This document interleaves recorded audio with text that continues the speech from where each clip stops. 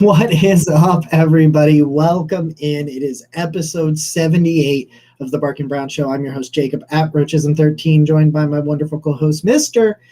Nick Carnes at Carnesies817. Nick, how are you this fine Guardians Tuesday night? I'm watching the baseball game as we speak. We've got a runner on second. We've got Garrett Cole 37 pitches in just the top of the second inning. Yep. There's nothing not to like about that. So, I mean, as far as a Tuesday night goes, after what a game the Browns played.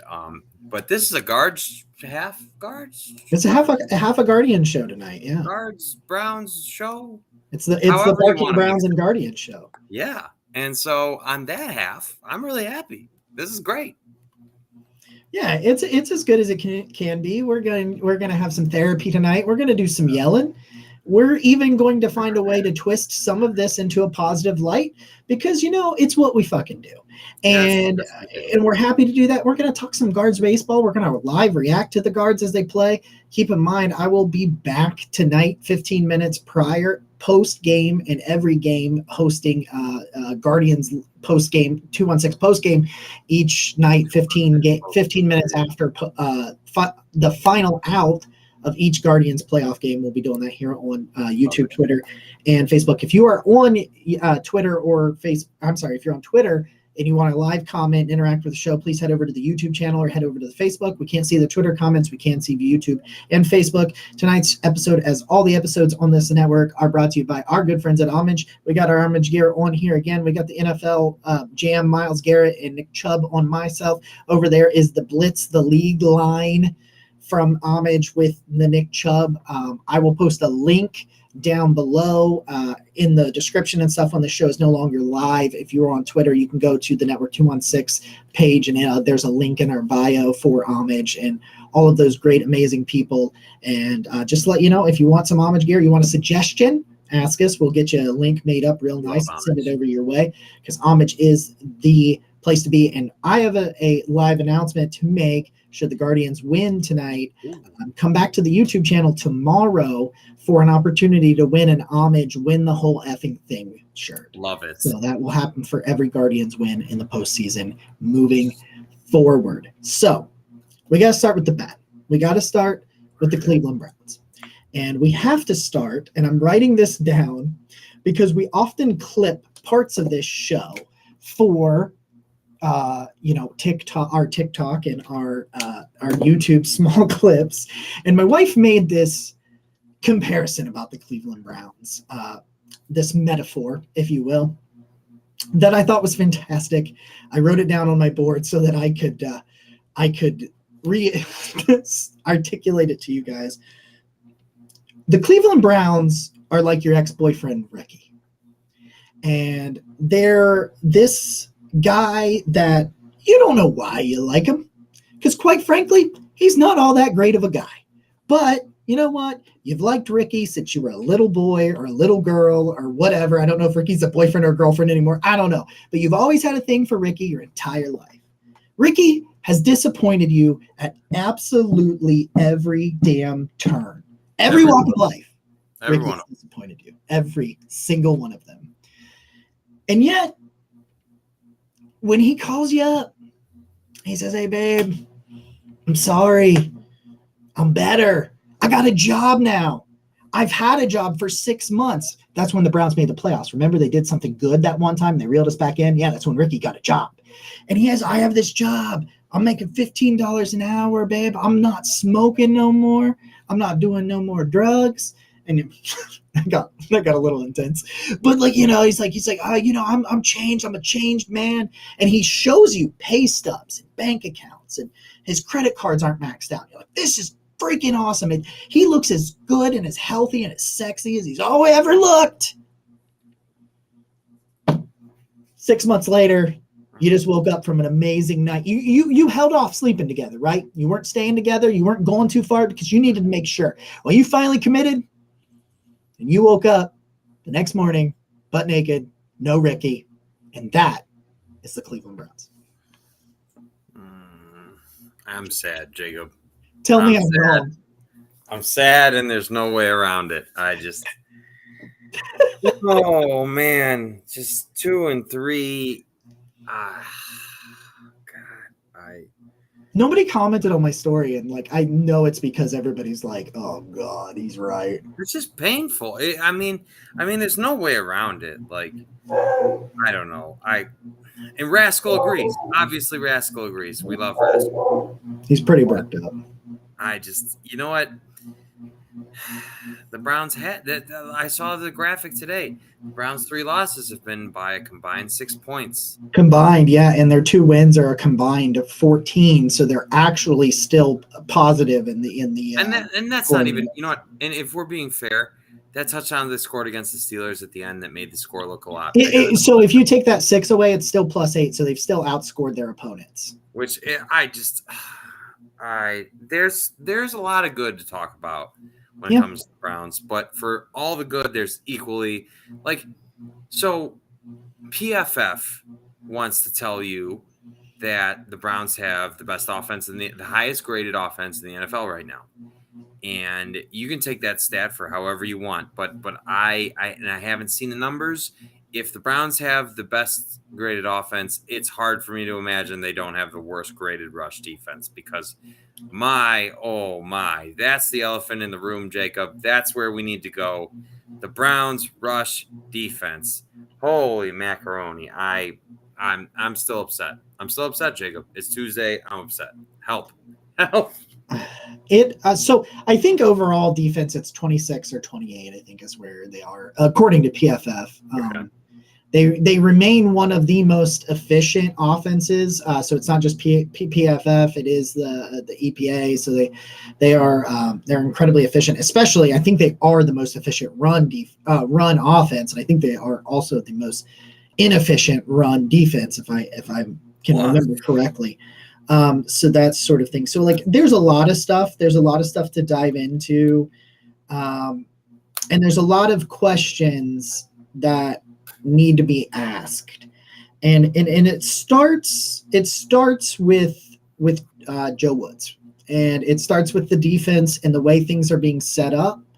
By all means, whoever you blame the most for the Browns' struggles, if you're on YouTube or Facebook, fire that in the comments. We'll get it up here on the screen. If you're on Twitter, hop over to Facebook or YouTube and fire those comments so you can weigh in on this and who you think is the most to blame for the 2-3 record, the negative aspect of it. But I'm going to start at Joe Woods, and I'm not of the put everything on Joe Woods because a lot of my opinion as to what's going wrong, I think, is on the players. Okay. But as a coach, if this is continuing to be a problem week after week, it is your responsibility to figure out why and make those changes. Yes. So I definitely understand that side of it. So if you are putting more on Joe Woods because of that, then I completely understand. And I'm not going to argue with you at all. I'm not. It's not going to happen. But I start at Joe Woods and I say, so what is going on that your players consistently are not in the right spot? Because the thing that bothers me the most is the tackling. Yes. I tweeted out today, I looked at PFF just because I didn't want to dive too awfully deep into it because I didn't want to get depressed. Yeah, that's right. This episode of the Parking Browns show is brought to you by crippling depression. So I didn't want to dive into like percentages of missed tackles. So I just said, well, let me go to the Browns and let's see what their tackling grades are, the overall tackling grades. Okay. You have one player north of 70. And then you have one player, Tony Fields, who has a 69.9. So 2 players that are average tacklers, average-ish tacklers. The rest, including 14 players are under 50%. And or maybe it's under 60, but either way, 14 players have failing grades in the tackling department, according to abysmal. That is abysmal, Jacob. And that's out of 24 players that have had enough snaps to qualify. So you only have 7. There's only like 7 above that dreaded failure line. No, and I'm not trying to be that guy But if your defense can't tackle, maybe you need to play them some more in the preseason. Maybe I don't know. I know. You shake your head. I get it. I understand. But something, and we were at camp. They don't tackle a whole lot in camp, No. and nor I get it. You want to save guys. You don't want guys to get hurt. But I mean, something is amiss here. Like there's no. The most fundamental part of defense is tackling. So when nobody on your team can tackle, nobody, honestly, I mean, there's something being taught that is incorrect. I have to assume, because did all these guys who made it to the NFL just forget how to tackle? Right. I mean, that's something I said too, because somebody was saying, well, that tackling is a coaching issue. I find tackling to be a player issue because most of it is effort. And if you need a coach to teach you the fundamentals of tackling or motivate you, that's a you problem. And that's fundamental. Oh, can we get it? Can we turn it? We're out of the jam. There we go. Double play. All right. Heading to the top of the third. Nothing. So, for me, I put that on the players. Now, the fact that it is continuing to be a problem says, well, what are you doing to fix it? Because whatever you're doing, it's not fixing it. So what are you doing Monday to Saturday, or whenever the heck you're practicing? What are you doing to fix it? Because that aspect is 100% on coaching, because the coaching has got to figure out why these guys can't do the very basic fundamentals, of gap integrity, rush lane discipline, the simple concept of being where the play says to be, so that you don't fall for misdirection and tackling. These are fundamentals when it comes to football. Yep. And I said this to somebody online, that we had a little bit of several people told me that they thought it's more coaching than it is players. And I totally see that aspect of it. But like, my thing is, it's starting to be more about the coaches, because it's continuing to be a problem. That I'm 100% with you guys that think that, like, 100%. I get that. And this is also where it goes from Joe Woods to Kevin Stefanski and everybody else, because you're saying, like, you're a head coach. I know you're not focused. Joe Woods runs that defense. We know that, but he's not doing his job well. So you have got to find a way to figure out why. Why is he not doing his job right? Why is his players consistently out of position? Why is Denzel Ward a bottom 5 corner? Because he is absolutely awful. He has had one game against Pittsburgh in which he played an inferior quarterback and some wide receivers that at times didn't want to be there. And because Mitchell Trubisky was their quarterback, that's the joke, right? Yeah. At least we're not. At least I got to make a joke that's mean about the Steelers. Our friend Jim, the Steelers fan, asked me to make a dig at the Steelers, so they suck. There we go. All right, I did it for him. He asked me to. I swear to God, you can look at that. And real quick, I'm really upset. The Browns are completely robbing us of enjoying the fact that the Steelers are 1-4. They are. They are. Last week when we lost to the Falcons, I said, well, at least we're not the Steelers. But then when we lost in the fashion that we lost to the Chargers, I couldn't enjoy it anymore. But can you imagine the victory laps we'd be taking if say the Browns were even 3-2 right now? 3-2. Yeah. We would be laughing to high heaven at them for being 1-4. And instead that we are being robbed of what is rightfully ours. What we deserve to have after all these years. So, like, I'm looking at this and I'm trying to figure out, okay, so where do we need to make a change? Like, I am not a proponent of fire a coordinator in season, because my biggest thing is, like, well, what do you do? Because it's going to be one of his guys, right? Yeah. Like, more likely than not. You're not bringing in – now, granted, you're not bringing in, like, a player. You could bring in someone that runs a similar scheme. Sure. And it be a different guy. You could do something like that, maybe, and maybe that's effective. But you're not bringing in someone who runs a 3-4. for one, you don't have a nose at all, so that'd be a terrible idea, but you're not completely changing it. So it's going to fall on like Chris Kiffin or Jeff Howard or Tarver or one of these position coaches, more likely than not, or you're going to have to bring someone in who's going to have to use Joe Wood's playbook, which potentially could do a better job at using his playbook. So I'm not a proponent of firing a coordinator once we get into the season, because I just don't know how it benefits you. But you've got to do something. You've got to do something. Maybe. And they are. Yeah. And we're going to get there. Maybe you've got to do something. I'm talking too about not the personnel, but you've got to do something from the coaching aspect, because I saw somebody, I saw this before. Jake Burns was kind of commenting on this. A lot of people are talking about there's not being good Lord 1-0 guards, baby. 1-0. I looked down. Quan.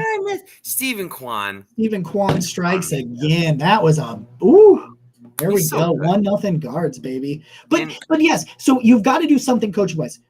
Even if you just like, I heard Jake Burns talk, he's like, there's no accountability here. Like John Johnson was able to rip his helmet off, curse out a ref, and know he could get away with it, because you see, and this is exactly what Jake was saying on the OBR, and he was like, you see Kevin Stefanski look at him and just go, John. Like, and there's no repercussions because he's not going to be held accountable. And I understand we don't know if they're being held accountable, but my point is he felt like he could do that.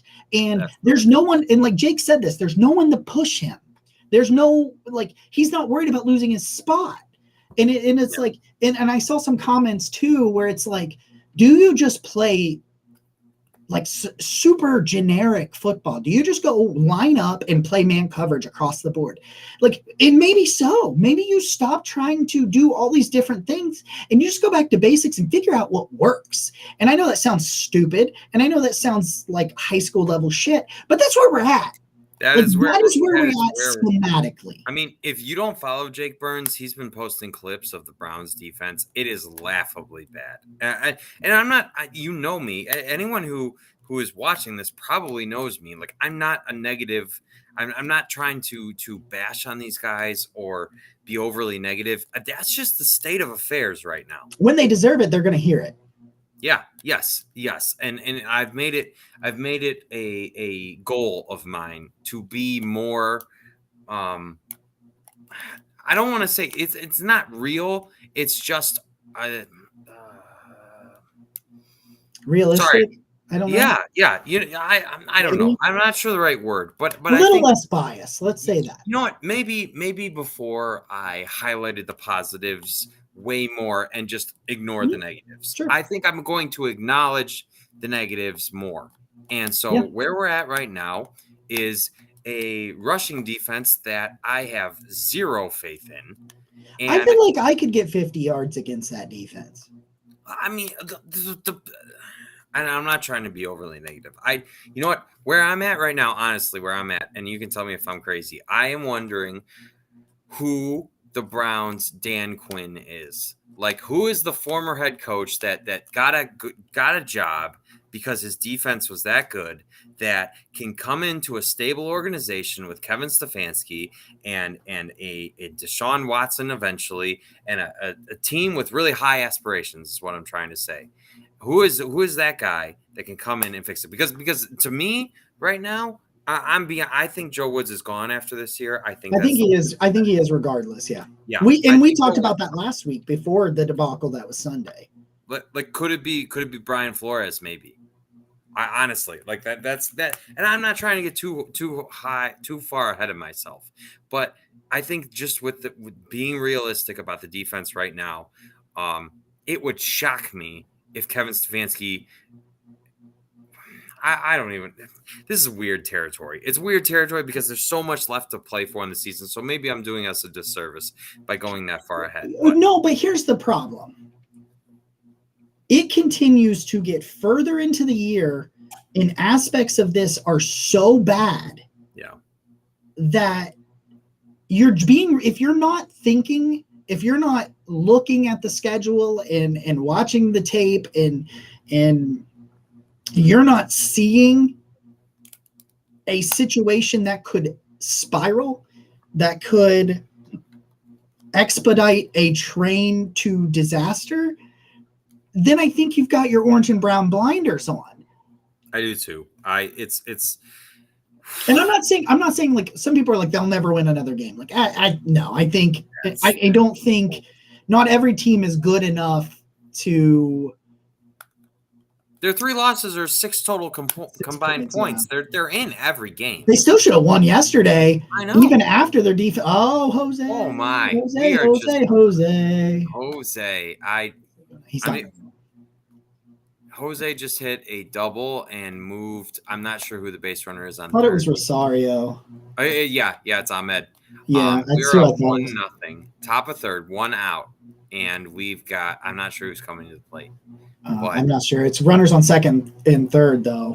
The Guardians right now are threatening to score more in this game than they scored in the entire series against the Rays. No, yeah, they are.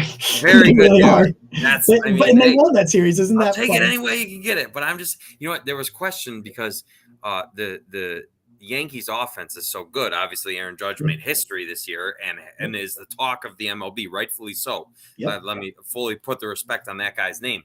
But there was a lot of concern about the Guardians offense being able to keep up with the firepower the Yankees have. Even with the Guardians' great pitching. Yeah. Yes. So I mean, I know we're just top of 3 of game 1, best of 5, but feeling pretty good when you're slapping Garrett Cole around the yard. Don't forget the Yankees, that Yankees bullpen is hurt. Yeah. It is not what they would like it to be. As we sit right here, and Garrett Cole's throwing 50 pitches through 2 2/3 innings. You love to see it. So, wow. Is that right? Yeah, 50. No, I'm sorry, through 2 1/3 inning, not 2 2/3 innings. 2 1/3, 53 pitches. I did see some speculation that bad weather's coming to New York tomorrow. Oh, Naylor's up. There we go. Naylor's up. Okay. So we may end up getting because the next game's scheduled for Thursday. We may end up getting Friday night in the Bronx because of weather that's coming on Thursday. So if they could win this one, that could sink in for a while. You know what I'm saying? Yeah, and there's an opportunity if needed that they would play Sunday. The Browns would play at 1 and they would play I think it's at 7 or 6:55 or something like that if it was to go if the series was to go that far. Yeah. But anyway, so the thing is that like you're looking at this and you got to say that what the Bill Belichick is looking at this licking his chops because they're not doing anything. They're not being creative at all to mask a lack of talent. And so that's the second part. This is the part that is Andrew Berry's fault.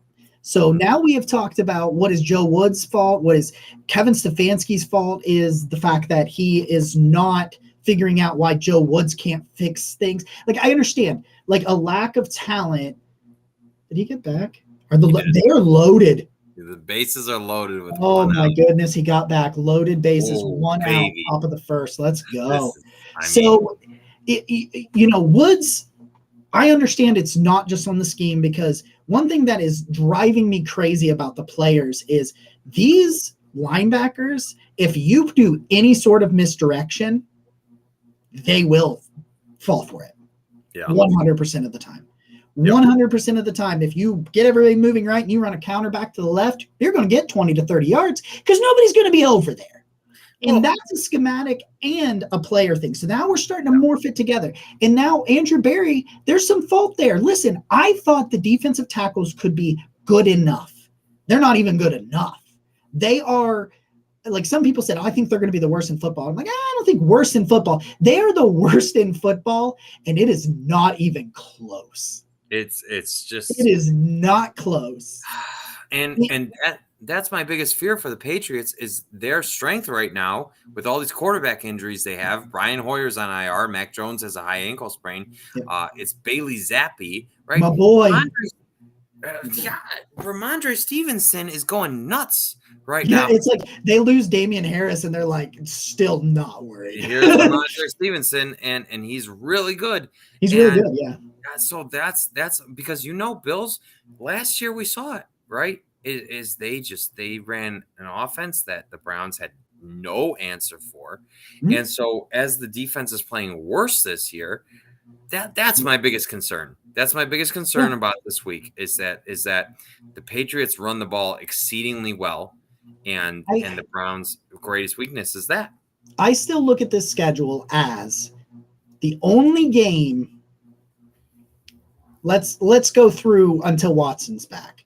Okay. So the only game I look at this schedule and say, they're not winning that, is Buffalo. Buffalo's going to house them. Yeah. And Buffalo's going to do to them what they did to Pittsburgh if they're not freaking careful. Now, I think the Browns can score more points than Pittsburgh did, but Josh Allen's going to have a field day because I'm also afraid of what Lamar might do because I'm not sure if the Browns can handle a rushing quarterback and a running back. So I don't even, but my point is I look at all of these games after all of this bullshit, and as bad as they are, you are in second place and you have 5 divisional games ahead of you. Now you got to figure it out real quick because in 2 weeks you got back to back. Yeah. So those divisional games, they're coming up. So luckily for you, one of your wins right now isn't a divisional win. And that was that's a huge win, by the way. Yeah, for this huge win. Of all the wins they could have, having 2, that's one of them. You'd wish that the other one was against an AFC and not an NFC foe, but who cares, right? But the point is, you can still do this, but I'm at a point right now that I don't know if they can. There's the opportunity to, but I don't know if the actual ability to is there. So I will give them so much credit from the front office, not the coaching staff yet, but you made a couple of moves. One is very minor, but I'm here to tell you why it's actually a bigger deal than some originally might think. Do you know how bad, by the way, how bad you have to be that they don't even wait 12 hours to replace you? That's what I was going to say. You know what? Jacob Phillips, man. Well, if that was a whiff by me projecting a player, that's probably as bad as my Paxton Lynch take back in the day. I mean, so obviously Anthony Walker was doing what you needed to do. And I was watching. I think Phillips is so bad it's affecting JOK. It's brutal. So Dion Jones, Tyler Davison. Welcome to the party. Welcome to the party because and everybody says, oh, they were working on this Dion Jones thing for weeks. Okay, sure. But AB made sure within 6 hours of that game ending that it was done. Which is great. Great to see. You know what? Because you're not laying over. You know what? When the Browns traded Baker Mayfield, everyone was like, "Oh, good luck wasting this year." And Baker's playing and now he's hurt, so good luck to him. But apparently, he's still seeking a second opinion to see if he can play this weekend. I'm not making that up. Okay, good luck with that. But everyone acts like the Browns were wasting this year, and the offense has completely proved that to be false, right?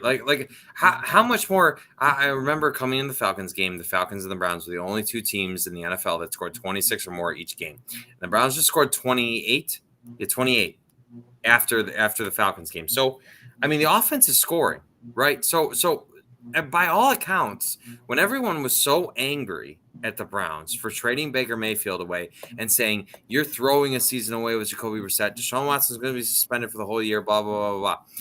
Well, offensively, that's not the problem. The Browns are scoring enough points to win the game. So many people owe Jacoby Brissett and the Browns offense an apology, and I understand the 2-minute offense is a separate story, which I will get into. But the Browns offense overall, I mean, Nick Chubb's the leading rusher. He's the leading touchdown rusher. He's got some of the most yards after contact. He's got the most 100-yard games since entering the NFL. He's got a stupid amount of forced missed tackles. There's so many amazing things going on offensively. Amari Cooper is a legitimate wide receiver 1. David Njoku is blossoming into what we always hoped he would be. And the problem is we don't get to talk about any of that because that's how abysmal you are on the other side. Your $100 million corner is one of the worst corners in football this year. Yep. He's freaking awful. John Johnson, highway robbery, he's terrible. Jacob Phillips is terrible. Yeah. Tommy Togiai shouldn't be on an NFL roster. I thought you could get like the problem with me is we knew the D tackles were weak. We knew linebacker might not be able to sustain very many injuries. Now, I thought Phillips would be better than he has been, but you didn't think that no Walker was basically a death sentence, because it essentially has been for the defense, at least the run defense. By the way, call Malcolm Smith the hell up right now. Like, what? I just realized he was a free agent. Get him the hell back over here. He can actually freaking decipher Joe Wood's idiocracy. Remember when Walker goes down and he gets the green dot and played Mike for several games last year, and he was freaking awesome. I know. Yeah. Come on. If he wants to play, give him all the money in the world. To your point, Jacob, and I know you're going to go into this, Andrew Berry took 2 gambles this offseason. Wide receiver, defensive tackle. Wide receiver, he won. He hit. He's great. Fine. Totally no complaints. Defensive tackle, well, Jacob, take it away. So this is the thing. If we knew there was going to be some deficiencies, we knew defensive tackle was going to have to get covered up, so to speak. We knew they were going to have to force teams to throw the ball because their strength was in their pass rush and their defensive backs. Yep. The problem with that I have is that the dudes that are supposed to carry this team, in air quotes, but the dudes that are paid, the dudes that are, expected, however you want to phrase it, are not showing up. Denzel Ward has been awful. Greg Newsome has been pretty okay. Some ups and downs with Greg Newsome, but in terms of overall scope, not bad. He's fine. Greg Newsome has been fine. Grant Delpit has been bad. John Johnson, bad. Myles Garrett and Jadeveon Clowney, pretty good. They've been pretty good. So there's 2 players that you expected to be good that have been good. Outside of that, who on that defense did you think you could rely on 3 months ago, 6 weeks ago? Who on that defense you thought you could rely on has shown up? That's the best corner is freaking Martin Emerson. He's played really well. I really thought Jacob Phillips was going to be good. He was good. I think he could be at least serviceable. He's not now. Several of these guys, the linebackers, the defensive tackles, they never needed to be Pro Bowl. They just needed to not be. Oh, shit! All right, it's 1-1. We tied. It's 1-1. We're tied. Not the end of the world. All right. Not the end of the world. He hacked that one up there. Oh, he killed that one. Anyway, so like we don't need you to be like. I look at this and I ask a simple question to put all of this into perspective. I ask a simple question. If the Browns defense was a top 20, would they be 5-0? They'd be damn close. They'd be at least 4-1. Yeah, I think so too. The Chargers still might have been able to score on them because the Chargers ran all over them this weekend. But if they weren't able to run all over them, Justin Herbert was there, so they probably Mike still. Williams missed the touchdown by inches. Yeah, and they likely could still lose that game. So, but they could be 4-1. They beat Atlanta and they beat the Jets. I agree. Because if they're a top 20 defense, they do not do what they did against the Jets. And that's your biggest problem. Obviously the struggles, whatever's going on between Grant Delpit and Denzel Ward and whatever that is just has been an anchor, and there's not really any way around that. And it's not just them, obviously, because, Jake Burns that Jacob mentioned earlier has been highlighting our defensive tackles are getting blown off the ball, our pursuit and the big, and you know what? I wanted to ask you about this, Jacob, because there's been a bunch of clips that have come out of very questionable effort defensively. And that is probably the most upsetting part to me, because you have a team that's fighting, entering the game, you're 2-2, you're right there. we're for 5 weeks in, not even entering that game, and there's effort issues. Like that's the most baffling part to me, honestly. And I wanted to ask you about it. The thing that's funny, or whatever you want to call it, the funny part about that kind of drives me a little bit crazy is I talked to somebody today that was like, Denzel Ward's effort is because he hates Joe Woods. And my response to that is, if he hates this Joe Woods offense or defensive scheme so bad, why did he re-up in it? Why did he sign an extension for big money in a scheme that he apparently hates so bad that he won't even try? And so that to me is like, okay, maybe a little bit. And maybe it is Joe Woods. I don't know. I'm not there. But the point is, you're professionals. And if you are just not trying because you don't like your boss, what do you do? It's so asinine. It's so asinine. But the problem is, I can't disprove it. I can't disprove that thing. And it's asinine, not that people are suggesting it. It's asinine because people are suggesting it, and there's evidence that they're right. And so to me, I'm looking at all this and I'm like, I don't understand. Like, if this is such a problem, can you not figure out a way? Like, you're making yourself look bad. You're making your friends on the team look bad. Like if this is true, I don't think this is it. I do not think that they are playing poorly in spite of Joe Woods to try to get him fired, because Kevin Stefanski and Andrew Berry don't seem like the kind of person that'll rush to a judgment and make a fire in season. And I think the players know that. But then again, I can't prove I'm right and prove you wrong about effort, because I see a lack of effort a lot. Now, granted, on some plays, I think people are being a little nitpicky, like the Myles Garrett one where they think he runs into a lineman and they're like, there's no effort. And I'm like, whatever. Like that, stop. I think some of them are nitpicky, but like Myles Garrett was probably the best player on defense. Yeah, I know that, Jacob, but you could see as soon as that dude runs into him, he lets up, man. Like his whole body, like but the guy's gone. He's not making that play. I didn't, you know what? And I understand that. I just don't like it. He's supposed to be your best player. He's supposed to be your leader. He's your highest paid defensive player. Like I just would like to see a little more. I would. I'm not going to shy away from it. I would like to see a little more effort. I would. Okay, but outside of that play, where what's the problem? Agreed. I'm not that is where I'm saying we're nitpicking. Like, if you've got like 4, 5, 6 plays that you can show me, then we can have the conversation. Okay, sure. But when you add those individual plays to all the other plays, yeah, it makes it worse. You're right. 100%. It does. It's awful. Like, I don't like to see it. I don't know what to tell you, because I love Kevin Stefanski. I think he's really, really good, but he has got to figure this out. Yes. Because I'm not going to tell you that it is all Joe Woods' fault anymore, because you've allowed this to continue.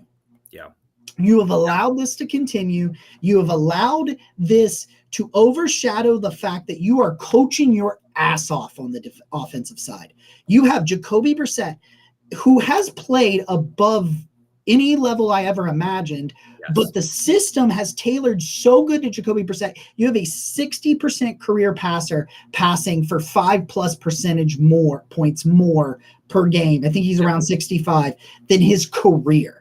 And he's not been around for 2 years. He's been around long enough and thrown enough passes that this is a significant upturn. Keep in mind, when he played in Miami last year, it was bad. It was bad. And Miami had a bad offensive line. But yes. I agree. But my point is, what Kevin Stefanski's doing, because everybody wants to blame Kevin Stefanski, and I will tell you about the bone I have to pick with him. But everybody wants to blame Stefanski. In Stefanski's offense, Jacoby Brissett is playing as well as he has. And people were saying Miami was evidence that he was washed. Clearly, Jacoby Brissett is not washed. I mean, no, he's good enough. He's good enough to – he is good enough to, in a few weeks, when Watson returns to the field, he is good enough to where they should be in contention. Yes, he is. And that's what makes this so frustrating, because entering the year, you would have said, okay, what side of the ball is going to struggle the most? Well, it's obviously going to be the offense with Jacoby Brissett. And that is the biggest lie that was ever told. And you know what, Jacob? I have to go into this. As we shift to the good / whatever.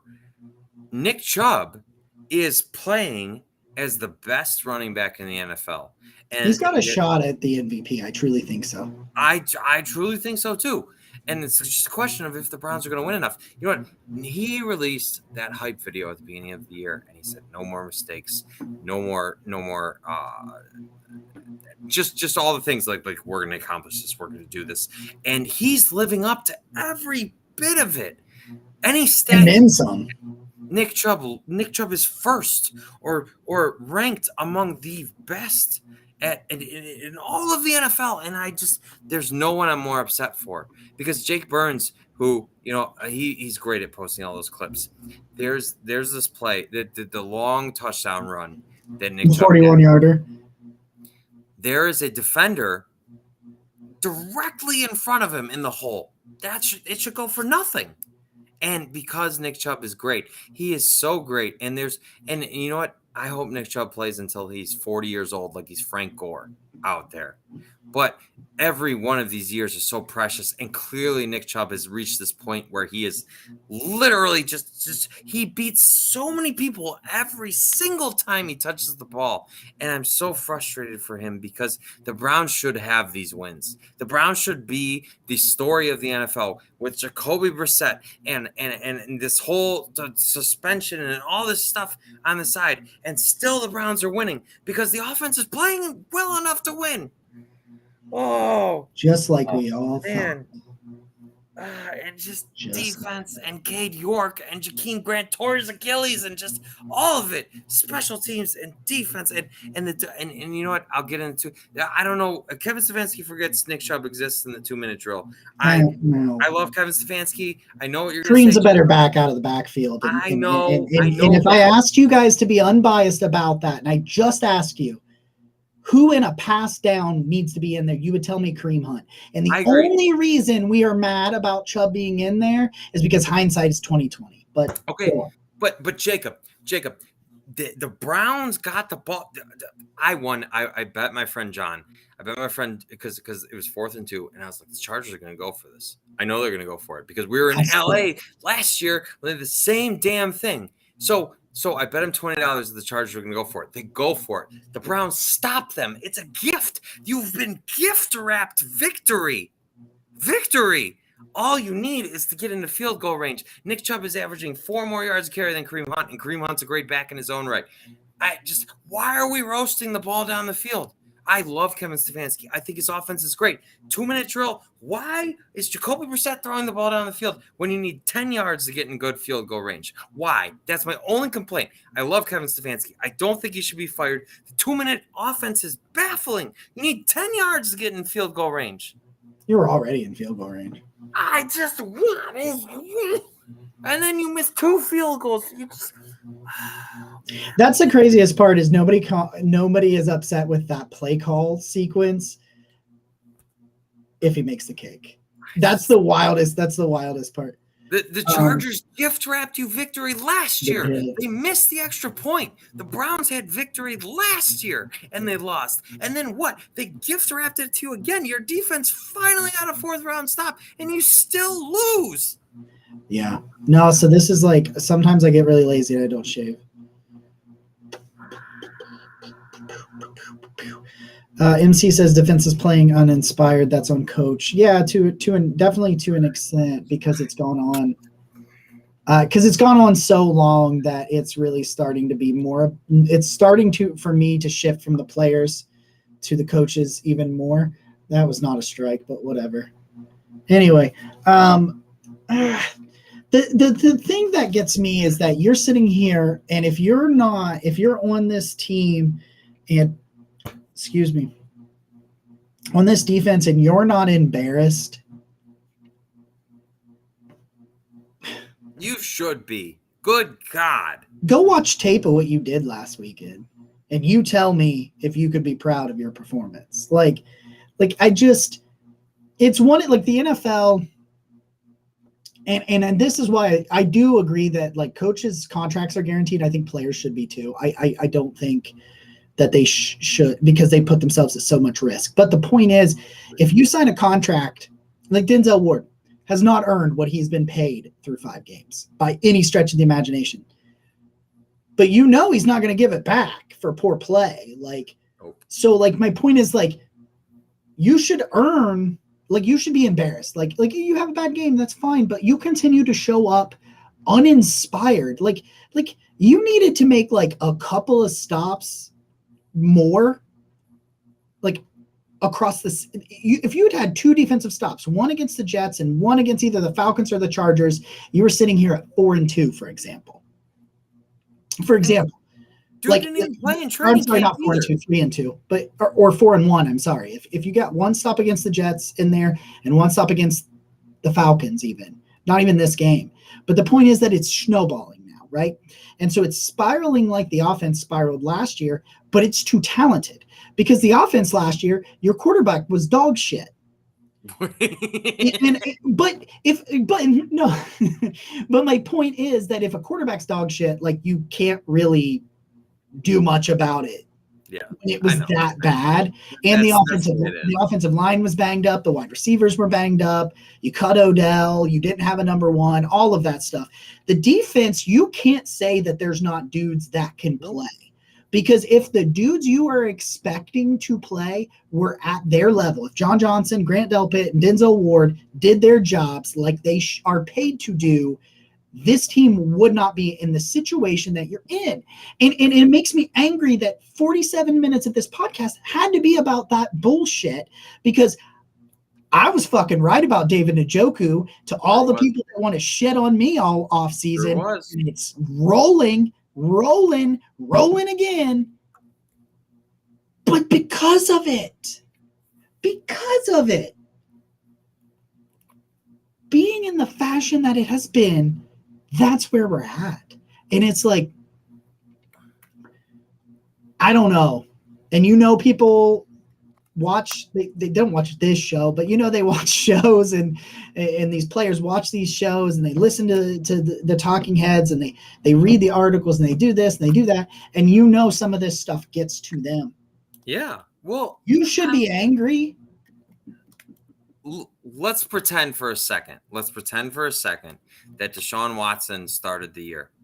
Your realistic expectations for the Browns would have been go to the Super Bowl. You need to go to the Super Bowl. You're a Super Bowl contender. That would have been the realistic expectations. Okay. Deshaun Watson's back in 6 weeks, somewhere in there, I think. Yeah. Week 12. Well, with the bye, it's they've got 6 more without him. Yeah. Yeah. 6 more. Okay. Deshaun's back in 6 weeks. So okay. Even without Deshaun, you're still supposed to be this team that would have had Super Bowl aspirations. So the defense is playing like the worst unit in the league. It's. I tweeted this. I said there is no NFL unit doing less with more than the Cleveland Browns defense, and I firmly believe it. You have talent. It's crazy. Like I said, I think that truly, bluely, that if the guys that were supposed to show up, if all of them were showing up, if those 3 guys show up more, they don't even have to be world beaters. Just don't be garbage. That's it. Stop being garbage. They can win on Sunday. They can win next week. They can win these games, but not like this. Now let's talk real quickly about Dion, about what they're doing to fix it, about the positive. And let's wrap this up. So they go and get Dion Jones. And I understand that Dion Jones is on IR. It sounds like he's ready. I don't know if he will play this week / will be activated.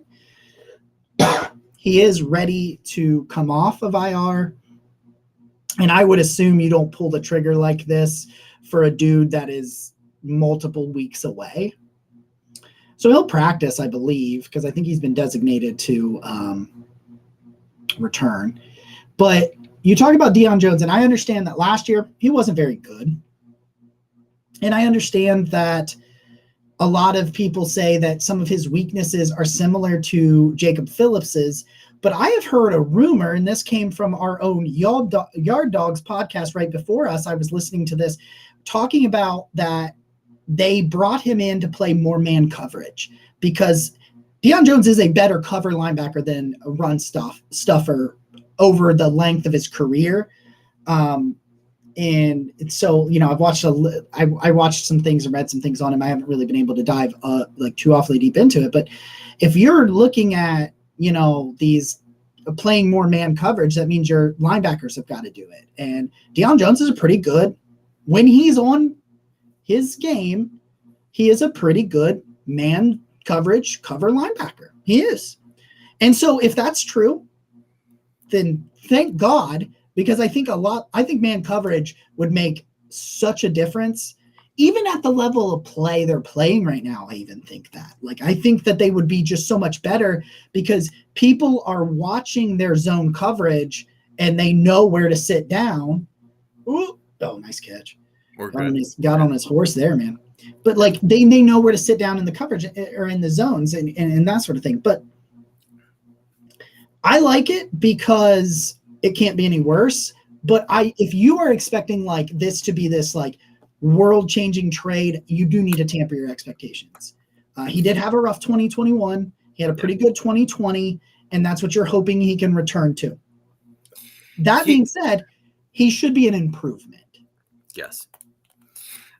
You know what? I'm really excited about this trade, not only because obviously the Browns are getting help, but because remember in 2020, we wanted the Browns to make trades for cornerback help, for defensive help, right? Because we were saying, hey, the Browns are right in this and they're going to playoffs. Linebacker was one of them. Yeah. Yeah. Yes. was one of them then too.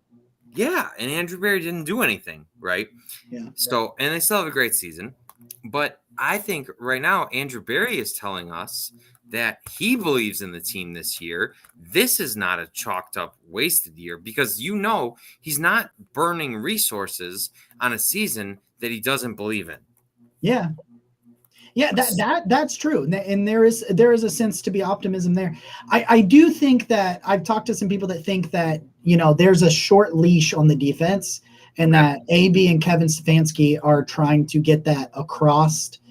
I think that Woods could get fired soon. I do think it's a possibility. I got a question. Yeah. A question. Who, if you had to wager, who would get fired first? Your choices are Joe Woods or Matt Canada. Oh.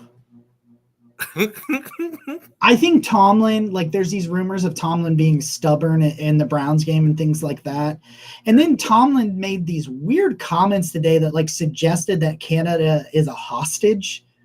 No, I'm sorry. That wasn't Tomlin. That was Filipponi. Never mind. But that was Filipponi. That was a really funny, that's a whole different thing. But I was thinking that it was a Tomlin quote, but it wasn't. But like Tomlin though has made some very strong statements in favor of Matt Canada. And I think Kevin Stefanski has in favor of Joe Woods. But I do think that there's the possibility that if Jimmy gets impatient, that Stefanski and Barry realize that if they try to fight too hard to keep their guys, so to speak, that he could just clean house. And I don't think he will. I think that he likes Kevin Stefanski and I think he likes Andrew Barry, but I do think it could come to this really weird strain where he's like, you need to do something, period, So I think Joe Woods first. I think Joe Woods would get fired before Matt Canada. Because Matt Canada now has the rookie quarterback card to play, which is always a thing that you try to hang on to. Like, well, just give me time to develop this guy and it'll be different. And Joe Woods has been there 3 years, and most of these guys that are struggling in Woods' system are guys that have been there 2 or 3 years already. So I think there's more blame to put on him than there is Matt Canada. Okay. And then I want to talk about Tyler Davidson. Let's do it. He is signed to the practice squad. And he is what the doctor ordered. I was not 100% familiar with who he was, like his style, but I had a feeling when they're like, they're signing him to the practice squad with the ideas of getting him to the 53. And I'm like, let me take a wild guess. And I Googled it real quick, 315 pounds. And that was just, it's music to my ears. Because I'll pull back behind the curtain. Jacob texts me, just get a 300 plus pounder and we'll roll, baby. And what did we do? I said, get the fattest man you can find and just stick him in the middle of that line and let's do it. Because that's what they need. Like, I'm watching Perion Winfrey and Jordan Elliott and Taven Bryan getting driven 5 yards back into the linebacker's lap. So, yes, the linebackers have been awful, but they're not kept clean. And, like, Taylor Davidson's a dude that's played in over 100 games. He's made 90 career starts. And, like, he's not a world beater. That's why he was available to sign to your practice squad. Yeah. But the Browns aren't looking for a world beater because I think Jordan Elliott in Taven Bryan and in Perion for a little have done enough in terms of pressuring the quarterback in pass sets that you don't need a well-rounded player. Like, yeah, of course I'd love Aaron Donald, but a 300-pound man that eats blocks and doesn't get driven 10 yards into the back, that's what you need. That's what you need. And so they signed this dude, this big dude, and I was like, yeah, that's fat enough for me. And I got pretty excited about that because that's exactly what we wanted. But, I that's interesting because he has a very simple rule. 15 to 20 snaps, just don't get your ass kicked. Eat up some blocks, free up JOK, and free up Dion Jones, and free up Jacob Phillips. Yep. Because Jacob Phillips has this really good athleticism to where if he misreads something but is kept clean, he might be able to somewhat react because it's a mixture of him being really, really bad and the defensive line not keeping those linebackers clean, and it's really hurt JOK especially. And it's just a domino effect, man. And really, if you could just, it's just, we said it last week. I continue to say that it's fixable, but because it's not getting fixed, maybe it's not. But I like that you're making moves because none of these are. You gave Atlanta a 6th round pick in 2024. You got back their 7th in 2024 in Dion Jones. That is the definition of a low risk. Yep. Because it's not going to be worse. Because you know what Jacob Phillips is? He's worse than Mack Wilson. There, I said it. I said it. Wow. Wait, you're saying Jacob Phillips currently is worse than Mack Wilson? That's what I said. Wow. That's what I said. And maybe what happened? Maybe Jacob Phillips can find a role like Mack Wilson did last year. Mack was getting 15 to 20 snaps. He was playing pretty well. And I'm not sure how he's played with New England. I haven't kept up with that. But they found a role for him before they traded him that showed that he could be a decent role player. Maybe that's what Phillips is. He's not a starter. Not right now, at least. God knows he's not right now. Here's my biggest issue is, so with Jacob Phillips, yes, that'll suck if Andrew Berry missed on 3rd round pick, right? That'll suck, but you cut your losses and you move on.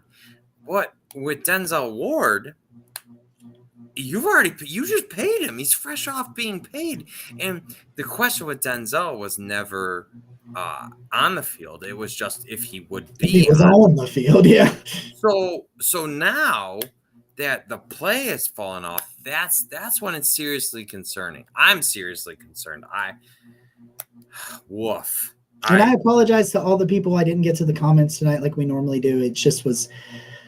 I didn't say a lot on Twitter. I haven't said a lot since. I've got a couple of articles I'm going to write tonight after this show and work on and whatnot. But I wanted to take the time to just really figure it out. I didn't watch much. I watched film, but I didn't watch many people breaking down film. I haven't listened to a single Browns podcast, which is just not like me. But I just wanted to just kind of because here's why. If I get so upset if early on the year threatens to be a waste because the offense is the reasons we were told this year was going to be a waste have been proven false. And Agreed. That's the wild part. Agreed. And I really love Kevin Stefanski as the mind, but if he's not able to figure out maintaining them, right? You're not I'm trying to figure out the way to say it. You're not holding him accountable, which makes you question your ability as a leader, not as a coach, but as a leader in terms of managing egos.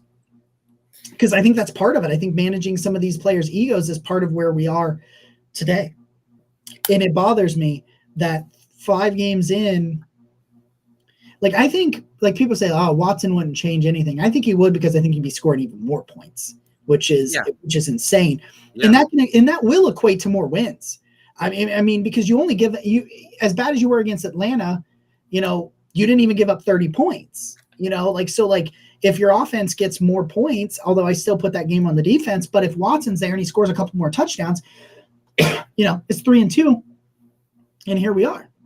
But I don't know. I don't know. I honestly think right now the Browns' best comparison in the NFL is the Dallas Cowboys, because both defensive units are really talented. Both offensive units are working with a backup quarterback, and so Dallas's defense is actually playing to their ability. Dallas's defense is playing well, really well, and Cooper Rush. Cooper Rush, man. Who would have thunk Cooper Rush? But that's my point. The NFL is so freaking crazy is also the point. Yeah. But you could go out and the Browns could just show up on Sunday. They could show up and start a run. You could give me the 2020 Browns defense right now, and they'd probably be 4-1, maybe 5-0. They might be. Andrew Sendejo was doing a better job than what the current Browns defense is. And people made jokes about that earlier. People made jokes about that, and I was like, "Shut up!" And then, I started thinking about it, and then I was like, "No." And that's my point. It's like the defense has to play so. The bar for the defensive play is so low, and still we're not. I just want you to be watchable. I said earlier, I said, top 20, that's not impressive to be a top 20 defense. No. But I was saying that you could even be top 20. You could probably be top 22 right now. If you could be in the top 22 right now, the Browns are at minimum 3-2. At minimum, they at least get one more. Yes, they do. And that's the thing. I'm calling on all the Browns players to stop making excuses. I don't care if the coach can't do his job. Do yours. Yeah. Do yours. Because even if the scheme is there's enough talent to at least be a defense. And right now and that's the thing about effort. Let's talk about effort for a second. The dude that is coming back to your team in week 13 is a guy that you could say your aspiration is Super Bowl.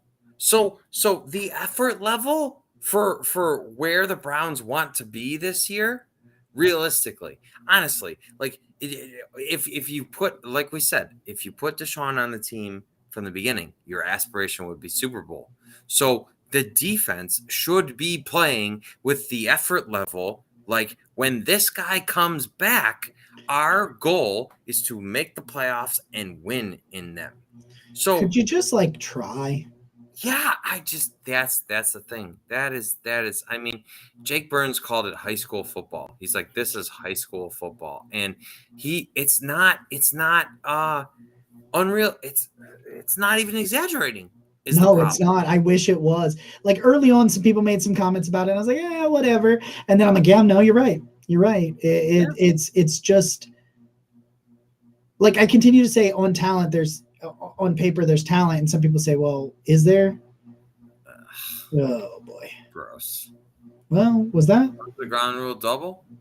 I'm not sure. No. What is going on? Is he out? Called him out. They called him out. I don't know what the hell just happened. All right. Well, that's a good place to end. Hit a ball really far into right field. It looked like a home run. I thought it was, but maybe it hit the top of the road. Double, and somehow the ball was back into play, and they threw it to second and threw it to first, catching him out. I would have to see it again because I don't know where it landed. Yeah, that was certainly okay. Let's see here. I mean, that looks like that's the top of the wall. Yeah, that seems like a home run. I think that's a home run, right? I think that's a home run. I'm pretty sure it is. I don't know. But guys, we will be back. next week. And these guys are going to be back tonight, post Guardians game. Yeah, post game, 15 minutes after it. Guardians win, we give away a shirt. Come back, have fun. Oh, win the whole effing thing. Win the whole effing thing, baby. This is just game one. I appreciate all of you that have been here tonight to deal with this frustration, because I think we should be getting a lot better than we are right now. And so anybody who's here, as Jacob always says, the most valuable thing you can give anyone is your time. So thank you to you. We have a Patreon. Jacob does all kinds of really cool stuff with it. We're still figuring out how we're going to truly reward all of our patrons, because a lot of you have been with us this whole journey, and there's so many great things coming up with Network 216, and you know what? It's funny. I looked at Jacob's profile today and I saw that he also put co-founder of Network 216, and it's because, you know, Jacob motivated me to join this, and I never knew what it was going to become, but I will tell you that this is the beginning of something that we are very confident is going to be special. So thank you to everyone who's been with us thus far. Thank you to everyone that has joined us recently. Thank you. We can't wait to show you what we have coming. We love you. And go subscribe to the YouTube channel. 600 followers. Oh, they're gonna after review. It's an out. Whatever. I think that's bullshit. Okay. Our call goes our way. I'm taking it. I'm not questioning it. 600 by the bye week. I will do the Hot Ones Hot Sauce Challenge live on YouTube and Twitter. So go over and sub to the YouTube channel. All you got to do is hit subscribe. It's free, and we appreciate the hell out of it. So, with that being said, this has been episode 78 of the Barking Brown Show. I'm Nick. He's Jacob. Go Browns. Go Guardians. Go Browns. Go Guards.